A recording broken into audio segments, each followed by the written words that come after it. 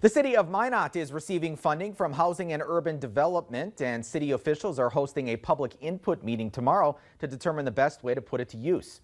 It's called the Community Development Block Grant, and although it comes from a federal housing agency, it can be used for a range of services for seniors, childcare, healthcare, addiction, domestic violence programs, or others. A presentation on the grant's criteria at this week's Minot City Council meeting indicated that at least 51% of beneficiaries have to be low to moderate income, with the exception of single-family developments.